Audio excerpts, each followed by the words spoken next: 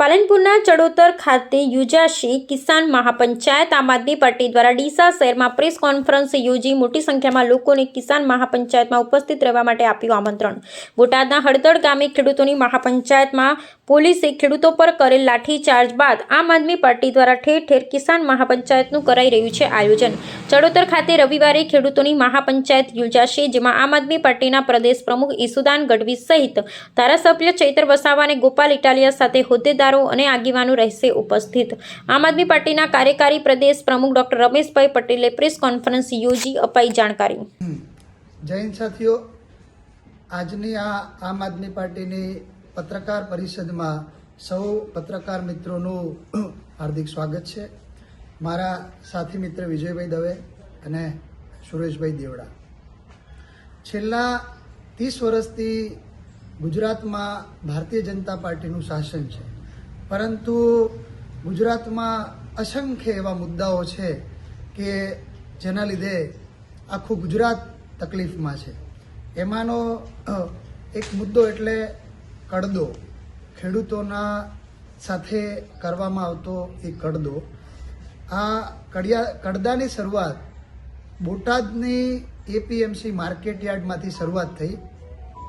કડદો એટલે કે ખેડૂત પોતાની પાકને વાવે, ઉગાડે, મહેનત કરે અને એપીએમસી માર્કેટ યાર્ડ સુધી લઈ આવે, તો હકીકતમાં આ જે મહેનત ખેડૂત કરે છે એનો લાભ ખેડૂતને મળવો જોઈએ, પરંતુ એનો લાભ એપીએમસીમાં સત્તામાં બેઠેલા સત્તાધારી માણસો, ચાહે ડિરેક્ટર હોય, ચાહે કોઈ ભાજપની પાર્ટીના સંગઠનના માણસો હોય, કે ત્યાંના ચેરમેન હોય, કે ત્યાંના વેપારી હોય, આમને મળે છે.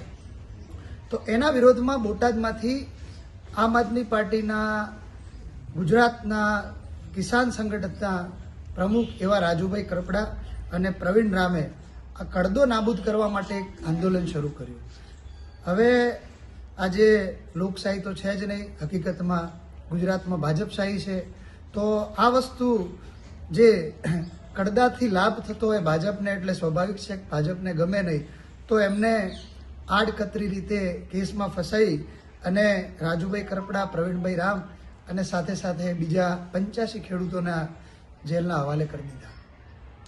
એના વિરુદ્ધમાં આમ આદમી પાર્ટીએ ગુજરાતના ખેડૂતોને એમના હક અને અધિકાર અપાવવા માટે એક સમગ્ર ગુજરાતમાં કિસાન મહાપંચાયતનું આયોજન કર્યું, જેની શરૂઆત બોટાદ, પછી બરોડા, પછી સાઉથના એરિયામાં, આજે આણંદમાં છે. અને એ જ ઉત્તર ગુજરાતના ખેડૂતોને આ કડદામાંથી બચાવવા માટે આટલા મહેનત કરે છે અને ખરેખર એમના રૂપિયા એપીએમસીમાં જાય છે, એપીએમસીના માણસોને મળે છે, એમના ડિરેક્ટરોને મળે છે, એમના વેપારીઓને લાભ થાય છે. તો એને અટકાવવા માટે ઉત્તર ગુજરાત ઝોન તરફથી આમ આદમી પાર્ટી થકી બનાસકાંઠામાં એક કિસાન મહાપંચાયતનું આયોજન કરવામાં આવ્યું છે.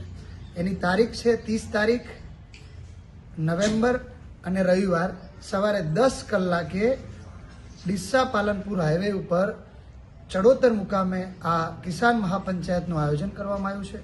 તો હું બનાસકાંઠા તથા સમગ્ર ઉત્તર ગુજરાતના પીડિત ખેડૂતોને હાથ જોડીને વિનંતી કરું છું કે આ લડાઈ એ કોઈ આમ આદમી પાર્ટીની લડાઈ નથી. આ લડાઈ એ ખેડૂતોની લડાઈ છે, તમારા હક અને અધિકારો માટેની લડાઈ છે.